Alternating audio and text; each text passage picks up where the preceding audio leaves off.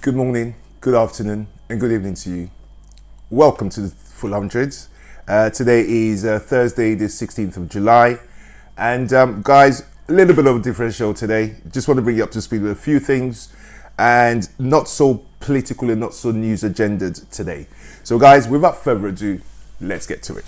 Now, first thing I want to talk about is even though it's been taken down, is the sculpture of the Black Lives Matter activist, the female activist who basically her statue was put in place of I'm not even going to mention his name, but the slave trader statue that was taken down in Bristol. Those of you remember, within the first weeks of the riots, the Bristol crowd took down the statue of a slave trader.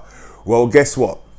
This morning, 5 a.m. this morning, a very well-known sculptor and a team of about 10 people replaced that statue with the statue of a female Black Lives Matter activist, guys, and it was fantastic. I mean, people were shocked. Basically, this is an idea that should remain. It's a vision of what kind of statues we should be having today. Modern statues, not those archaic slave trading statues should really end up in museums today. So guys, take a look at the statue. It has been taken down, I have to warn you, so there's no need driving up to Bristol to have a look at it because it's been taken down. But you know what, it was there for a few hours and it told its own story. So guys, take a look at the video.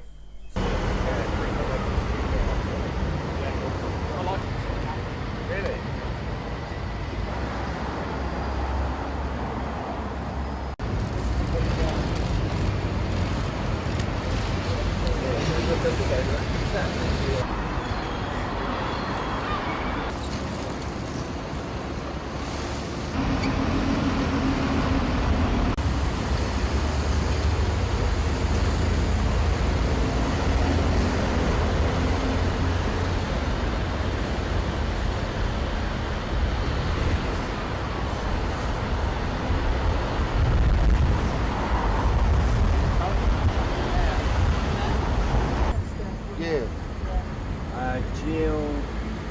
Yeah, I've got a new modern one on, an old one.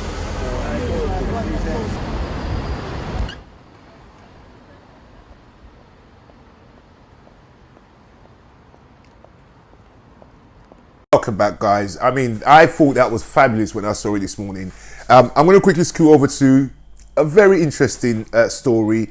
I'm not sure how many of you saw a video, a clip that went viral of a hotel visitor who was using the hotel swimming pool, and with her children, and a Karen who ran the reception came on duty and ignored all the white patrons by the poolside and just focused solely on the one black family by the poolside, and the video went viral, guys. Well, update on that Karen and her boss have now been fired. Now, why am I bringing that story? It just goes to show the different mood of things at the moment. It just goes to show how different things are at the moment, how quickly companies are now recognizing that sort of behavior. I mean, this is the sort of thing companies might have backed it before and excused it to say, well, you know what, we have had a few people like yourselves. What do you mean people like us? So we've come along. We're coming along, guys. We are coming along. Now, I don't know if you saw the clip, but the clip I'm about to show you actually shows you a part of the original video that went viral by the young lady, and it also shows you when the police arrived, but it also gives you the update on what's happened to that girl and her boss now. So take a look, guys. Brilliant story. No, and let me explain my side to you. She called you, officer, and she called you here. So y'all both here harassing me. Why have my children in the pool? It was other people in the pool. She said nothing to them. Okay? My room. Where's my proof? Yes. This is my proof. Okay? This is my proof. Of the Hampton Inn. So why do I have to tell you what room I'm in? What did I do wrong? This lady here is discriminating me. That is not true. That is not true.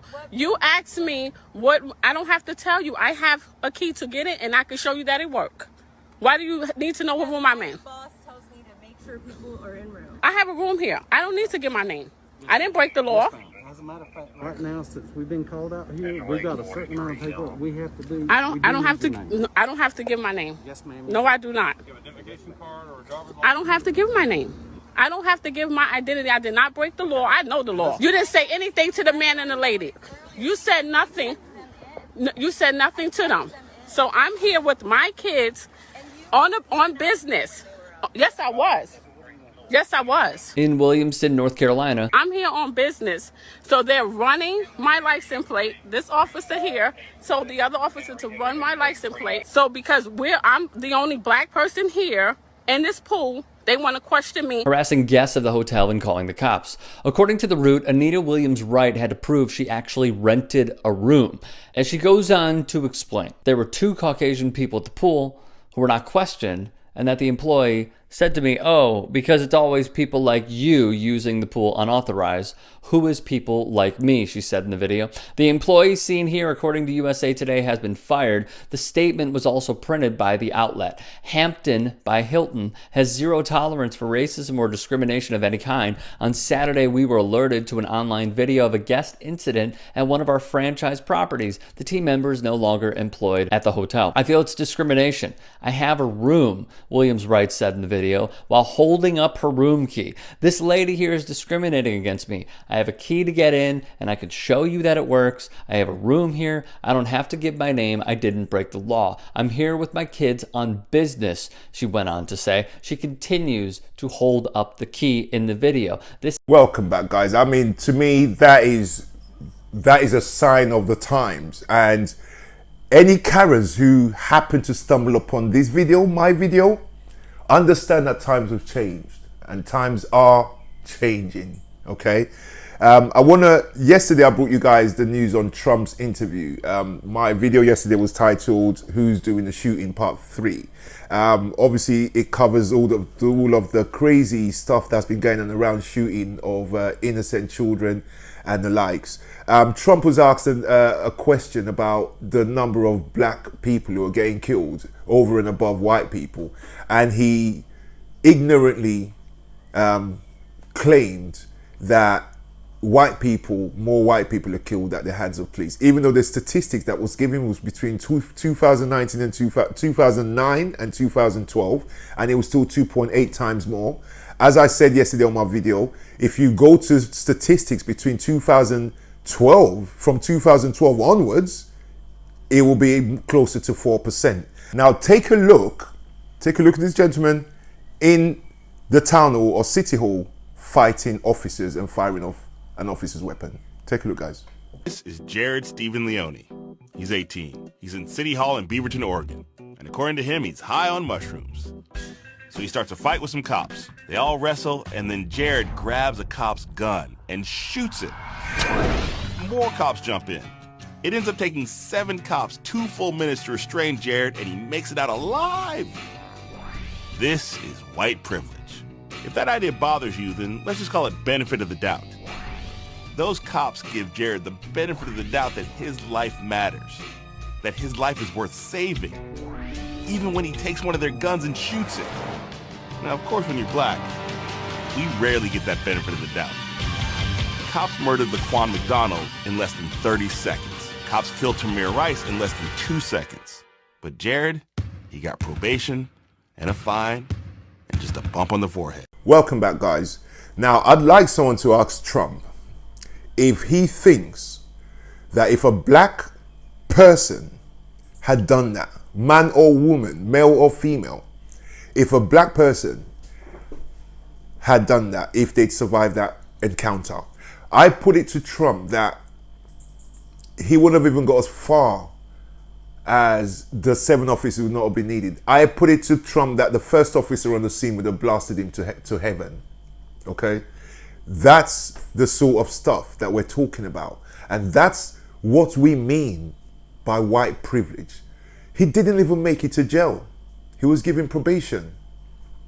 That, my friends, is what we call white privilege. For all my white friends and family who don't understand what we're talking about, that's a beautiful example.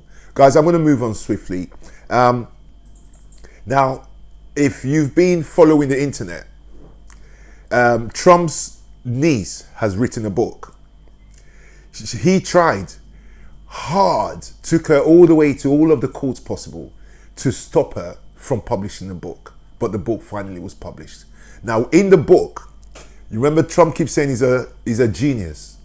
In the book, apparently it turns out he paid someone to take his university entry, or college entry, Penn State, so that's a university entry exam. So now there's an internet chase to find who this guy is. The guy who took Trump's test for him. And if only we could find that person, maybe we can expose the fact that he's not really a genius, is he? He thinks he is. So take a look at the new internet craze to find the guy who done Trump's test for him. Take a look. Police who are trying to score the name of the guy who allegedly took President Trump's college aptitude test, the SATs, for him, apparently. Now, the hashtag SAT guy is trending. Here's CNN's Jeannie Mose. Did young Donald Trump pay someone to take his SATs for him? It was enough to inspire hashtag SAT guy. Where are you? Who is SAT guy? Former Clinton White House Press Secretary Joe Lockhart tweeted, "I'll start the fun, $10K for the kid who took the SATs for Trump." It became fodder for satire. Putin admits taking SATs for Trump, and inspiration for an impersonator. Really absurd claims out of nowhere that someone took the SAT for me. Okay, not true. Totally. I know you would believe that because you ask stupid questions. The real White House said much the same. The absurd SAT allegation is completely false.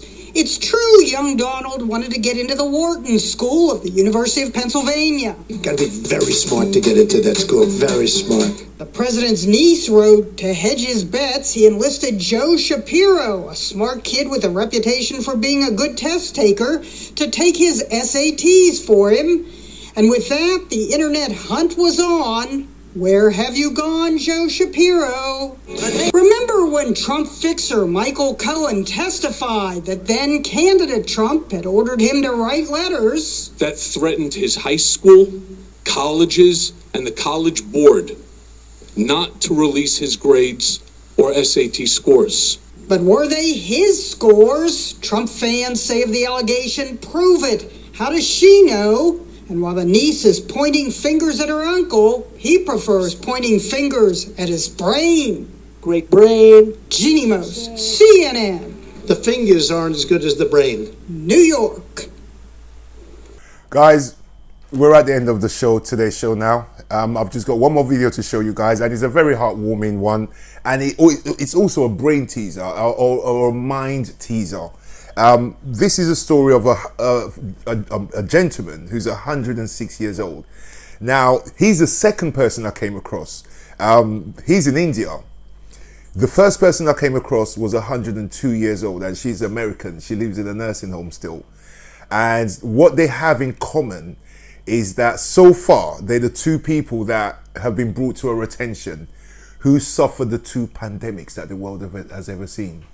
They suffered the Spanish flu in 1918, in 1918, 1919, 1920, and they're still alive to go through this pandemic that we are now going through. And I take my hat off to them to have survived not just those two things, but think of all the diseases. I mean, the American lady she suffered breast cancer. She survived it. She survived about 3 cancers, as well as having the Spanish flu. Her mother and herself in 1920 when she was born. She's 102 years old, so 1918 when she was born. Her mother and herself, they told her mother that it was, they told her dad that it was touch and go for the wife, her mum, and herself, the daughter, as a baby at the time. But they pulled through and they came through it, and she's still standing today. I didn't record her story, but my hat goes off to her. But have a look at this gentleman who also has gone through both pandemics as well as all the other diseases that the world threw at us in that 100-year space. Take a look, guys. A 106-year-old man in India has become the country's oldest man to beat the coronavirus. Mukhtar Ahmed was recently discharged from a New Delhi hospital. Treatment there helped him to recover from the disease. The centenarian was just 4 years old at the time of the Spanish flu pandemic in 1918, which killed, I'll remind you, 50 million people. There were many pandemics before. Those pandemics had killed many people, but the world has never suffered as it is suffering during the COVID-19 outbreak. Wow, he looks fantastic as well. India is the world's third worst hit country by the coronavirus pandemic with more than 742,000 cases. Welcome back, guys. I hope the show's been a good one, an enjoyable one. I hate to use the word I hope you've enjoyed the show because it's not always good news, is it? But yeah, so Thursday today, one more day, and we're out again this weekend, guys. Those of you who haven't joined, the demographics changing. We're getting a lot more older people come out now. So please join us if you haven't. And I look forward to talking to you, my audience, again tomorrow. Take care. Thank you very much. Bye-bye now.